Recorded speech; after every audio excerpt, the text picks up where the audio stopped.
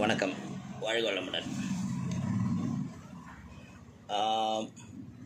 சமீபத்தில் நம்மளை சுற்றி நடந்துகிட்ருக்கிற பல விஷயங்கள் பார்த்தோம்னா, இந்த ஏர்க்ராஃப்ட் கிராஷ் ஆனது, ஏர் இண்டியா ஃப்ளைட்டு கிராஷ் ஆனது, அதுக்கப்புறம் நிறையா ஃப்ளைட்டு கிரவுண்டட் ஆனது, நிறையா குழப்பங்கள் வந்தது அப்படின்னு பார்த்துட்டு இருந்தோம்.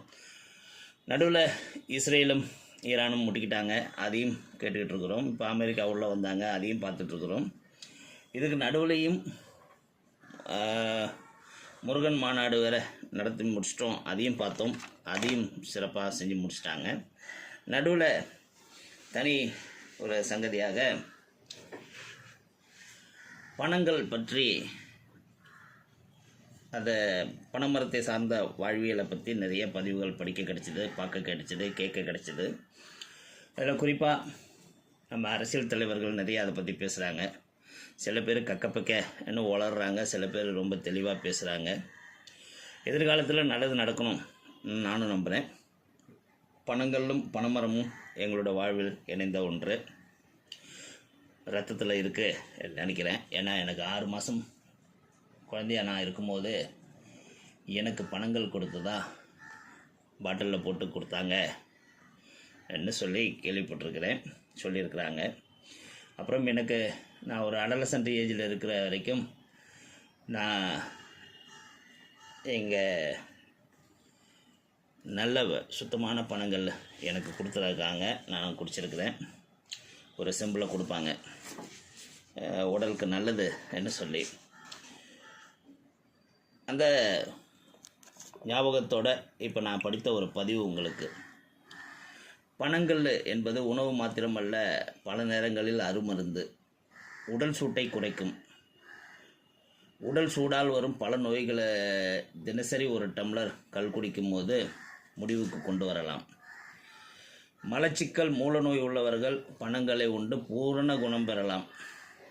இன்னும் அனுபவங்கள் பலர் சொல்லியிருக்கிறாங்க, என்ன சொல்கிறாங்க. தீராத வயிற்று வலி உள்ளவர்கள் ஒரு மரத்து பழங்களை தினசரி குடித்து வர குணமான செய்திகளும் பல உண்டு. இரத்த சோகை உள்ள கர்ப்பிணி பெண்கள் ஆரோக்கியம் பெற்று சுகப்பிரசவமாக உருவாவதற்கு தினசரி கல்லை ஒரு கிளாஸ் குடிப்பதுங்கிறது நம்ம மக்கள்கிட்ட இருந்து ஒரு பழக்கம்னு சொல்கிறாங்க. தாய்ப்பால் நன்கு சுரக்கவும் இளம் தாய்மார்களுக்கு கல் கொடுப்பார்கள்ங்கிற ஒரு பரம்பரை வைத்தியமும் சொல்கிறாங்க. சிறு பிள்ளைகளும் இந்த கல்லை கொடுத்து ஆரோக்கியமாக வாழ வச்சாங்கங்கிறதையும் எடுத்து சொல்கிறாங்க. நேரமாக ஆகத்தான் இதில் புளிப்பு சுவை கூடி சற்று போதை வரும்.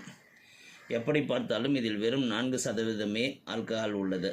ஆனால் டாஸ்மாகில் 48% ஆல்கஹால் இருக்குது. நமது பக்கத்து மாநிலங்களான ஆந்திரா, கேரளா, தெலுங்கானா என எல்லா இடத்துலையும் கல் சர்வசாதாரணமாக கிடைக்கிறது. ஆந்திராவில் ஹைவேயில் போகும்போது குடிசைவாசிகள் ஒரு டம்ளர் கல்லை 20 முதல் 30 ரூபாய் தந்து பயணிப்பவர்களுக்கு உடல் களைப்பு போவதற்கும் பசியாற்றுவதற்கும் உதவுகிறார்கள். இதில் போதைக்காக தீமையானவற்றை சேர்க்கும் போதுதான் விபரீதங்கள் ஏற்படும். அதற்கு கிராமங்களில் பால் விவசாயிகளிடம் ஆவின் பால் கலெக்ஷன் செய்வது போல் நமது கூட்டுறவு அமைப்புகளை உருவாக்கி அதன் மூலம் பனை விவசாயிகளிடம் பணங்களை சேகரித்து அந்த சொசைட்டி மூலமே விற்பனையும் செய்யலாம். இதற்கு அரசு அதிகாரிகளை நியமித்து கண்காணிக்கலாம். இது கிராம பொருளாதாரத்தை வெகுவாக மேம்படுத்தும் என்று இந்த எழுத்தாளர் சொல்கிறாங்க. மிக மோசமான தரத்தில் ரசாயன கலவையுடன் அதிக ஆல்கஹால் கலந்து விற்கப்படும் டாஸ்மாக் மது தமிழகத்தில் கடந்த 4 நூற்றாண்டுகளாக பல உயிர்களை காவு வாங்கியுள்ளது. ஏராளமான அடித்தட்டு உழைப்பாளிகளில் உறிஞ்சி எடுத்து எதற்கும் லாயக்கற்றவர்களாக குப்பையில் வீசி எறிந்துள்ளது. கணக்கற்ற விதவைகளை உருவாக்கியுள்ளது. பல லட்சம் குடும்பங்களை நடாதவற்ற நிலைக்கு தள்ளியுள்ளது. நிச்சயம் டாஸ்மாக் தீமையிலிருந்து உழைப்பாளி மக்களுக்கு விடுதலை கிடைக்க வேண்டுமென்றால் பனை தமிழ்நாட்டின் தேசிய மரமாக மட்டும் இல்லாமல் கல்லும் உணவுப் பொருளாக அங்கீகரிக்கப்பட வேண்டும். நமது அடையாளம், பாரம்பரியம், பண்பாடு, வாழ்வாதாரம் அனைத்தும் பனையே. அதிகாரத்தில் உள்ளவர்கள் இதை கருத்தில் கொள்ள வேண்டும். பணங்கள் என்பது நமது உரிமையை மீட்டெடுக்க ஜல்லிக்கட்டுக்கு எப்படி ஒரு போராட்டம் எழுச்சி உண்டானதோ அதே போல் பணங்களுக்கும் உருவாக வேண்டும் என்று இந்த எழுத்தாளர் எழுதியிருந்தாங்க. ஸோ இதை பார்க்கும்போது எனக்கு தோணுது, இப்போ நம்ம பாலில் கலப்படம் பண்ணுறாங்கங்கிற ஒரு காரணத்துக்காக பால் கொள்முதல் செய்வதை நிறுத்துவதில்லை. அதே போல் ஒரு தரக்கட்டுப்பாடை வைத்துக்கொண்டு அதை ஸ்ட்ரிக்டாக ஃபாலோ பண்ணிக்கிட்டு பணங்கள்லையும் சந்தைப்படுத்தலாம்ங்கிறது என்னோடய தாழ்மையான கருத்து. ஏன்னா பணங்கள்ங்கிறது மருத்துவத்துலேயும் பல நூல்களில் சொல்லியிருக்கிறதா நான் கேள்விப்பட்டிருக்கிறேன். சித்த மருத்துவத்தில் நிறைய இதை எடுத்து சொல்லியிருக்கிறாங்கன்னு நான் கேள்விப்பட்டிருக்கிறேன்.